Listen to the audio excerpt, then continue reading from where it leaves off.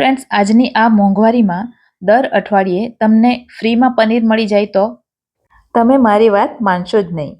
પણ ના, એવું નથી. આ વસ્તુ શક્ય છે. તો એકદમ બજાર જેવું ચોખ્ખું પનીર આજે હું તમને બનાવવાનું બતાવીશ, અને એ પણ ₹1 ખર્ચ કર્યા વગર. ફ્રેન્ડ્સ, દૂધની ઉપર જે મલાઈ આવે છે એ મલાઈ બધા ભેગી કરતા હોય છે અને એમાંથી ઘી બનાવતા હોય છે. તો આજે આપણે આ મલાઈમાંથી ઘી તો બનાવીશું જ, પણ સાથે સાથે એમાંથી પનીર પણ બનાવીશું. પણ એના માટે 2 શરતો છે. એક તો એ કે મલાઈ ભેગી કરીને હંમેશા ફ્રીઝરમાં મૂકવાની, જેથી એ ખાટી કે કડવી ન થઈ જાય. અને બીજું એ કે મલાઈમાં મેળવણ તરીકે દહીંનો ઉપયોગ નથી કરવાનો. જેવી દૂધની મલાઈ નીકળે એટલે સીધી એને ડબ્બામાં ભરીને ફ્રીઝરમાં મૂકી દેવાની અને દરરોજ એ જ ડબ્બામાં ભેગી કર્યા કરવાની. તો મારો આ 1 લીટરનો ડબ્બો છે અને એ મલાઈથી ભરાઈ ગયો છે. મલાઈને મેં 7-8 કલાક પહેલાં ફ્રીઝરમાંથી બહાર કાઢી રાખી હતી, એટલે એ નોર્મલ રૂમ ટેમ્પરેચરમાં આવી ગઈ છે. હવે હું બતાવું છું એ રીતે જો તમે હંમેશા કરશો તો મલાઈમાંથી ઘી બનાવવાની પ્રોસેસ માત્ર 5 થી 7 મિનિટમાં જ થઈ જાય છે. તો એના માટે મલાઈને રવઈ કે ચમચાની મદદથી પહેલાં તો હલાવ્યા કરવાનું. અત્યારે એમાં પાણી નથી ઉમેરવાનું. માત્ર 2 કે 3 મિનિટ તમે આ રીતે કરશો એટલે મલાઈમાંનું દૂધ અને માખણ બંને અલગ થવા માંડશે. ફ્રેન્ડ્સ, આવા અવનવા વિડીયો જોવા માટે મારી ચેનલને જો તમે હજુ સુધી સબસ્ક્રાઈબ ન કરી હોય તો પ્લીઝ જલ્દીથી સબસ્ક્રાઈબ કરી દેજો. તો હવે તમે જોઈ શકો છો કે એમાંથી દૂધ છૂટું પડવા માંડ્યું છે. તો આટલું થાય એટલે હવે એમાં પાણી ઉમેરવાનું છે, પણ પાણી એકદમ ઠંડુ ઉમેરવાનું છે. તો અડધા લીટર જેટલું પાણી ઉમેરીશું અને ફ્રીજમાંનું એકદમ ઠંડુ પાણી ઉમેરીશું અને ફરી પાછું માખણને થોડી વાર માટે હલાવવાનું, જેથી વધારામાં વધારે દૂધનો ભાગ માખણમાંથી નીકળી જાય. તમે જોઈ શકો છો ઘણું બધું દૂધ મલાઈમાંથી છૂટું પડ્યું છે. તો હવે એને એક તપેલીમાં ટ્રાન્સફર કરી લઈશું અને માખણમાં ફરી પાછું ઠંડુ પાણી ઉમેરી ફરી પાછું એને હલાવીશું, જેથી બાકી બચેલો દૂધનો ભાગ પણ એમાંથી છૂટો પડી જાય. હવે એને પણ ફરી પાછું એ જ વાસણમાં ટ્રાન્સફર કરી લઈશું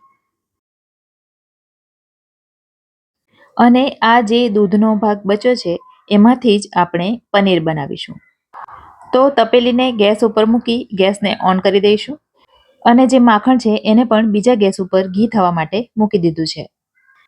હવે પનીર બનાવવા માટે અહીં મેં લીધો છે વ્હાઈટ વિનેગર, અને એના બદલે તમે લીંબુના રસનો ઉપયોગ પણ કરી શકો છો.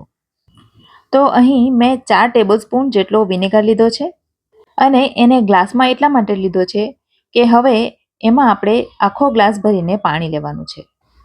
હવે આ તરફ જે દૂધ છે એને ફૂલ ફ્લેમ પર એક ઉભરો આવે ત્યાં સુધી ગરમ કરવાનું છે અને દૂધમાં ઉભરો આવે એટલે ગેસની આંચ ધીમી કરી દેવાની અને વિનેગરવાળું પાણી થોડું થોડું મિક્સ કરતા જવાનું અને ચમચી વડે એને હલાવતા જવાનું અને ધીમે ધીમે કરીને આ પ્રોસેસ આખો ગ્લાસ પૂરો થાય ત્યાં સુધી કરવાની.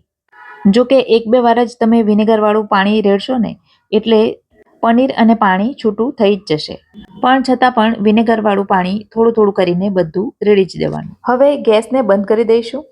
તો હવે તમે જોઈ શકો છો પનીર એકદમ સરસ રીતે છૂટું પડી ગયું છે. તો હવે એમાં થોડું ઠંડુ પાણી ઉમેરી એનું ટેમ્પરેચર થોડું ડાઉન કરીશું. એને એકદમ ઠંડુ નથી કરી દેવાનું, માત્ર એનું ટેમ્પરેચર જ ઓછું કરવાનું છે. હવે પનીરને આપણે ગાળવાનું છે.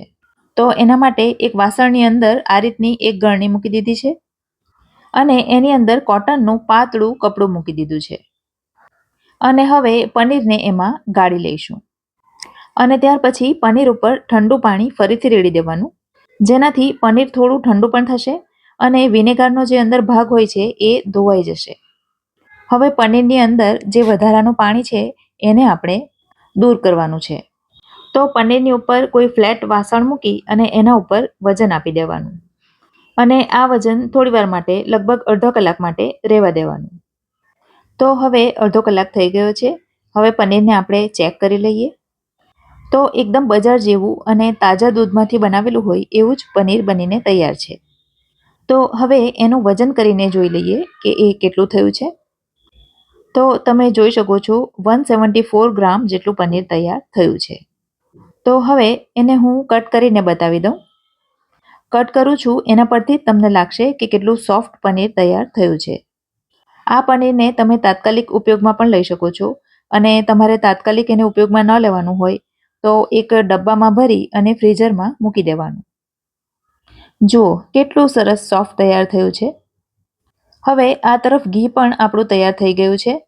તો ઘી તૈયાર થઈ જાય ત્યાર પછી એમાં 1 ચમચી પાણી ઉમેરી દેવાનું, જેનાથી ઘી એકદમ દાણેદાર બનશે. તો એને પણ આપણે ગાળીને જોઈ લઈએ કે ઘી કેટલું તૈયાર થયું છે. તો તમે જોઈ શકો છો 584 ગ્રામ ઘી તૈયાર થયું છે અને ઘી કેટલું ચોખ્ખું અને કેટલું સાફ તૈયાર થયું છે. તો આ પનીરની રેસીપી તમને ગમી હોય તો વિડીયોને લાઇક કરજો અને તમારા સર્કલમાં શેર કરજો. તો ફરી મળીશું આવી જ એક નવી રેસીપી સાથે. ત્યાં સુધી મને રજા આપો. આવજો.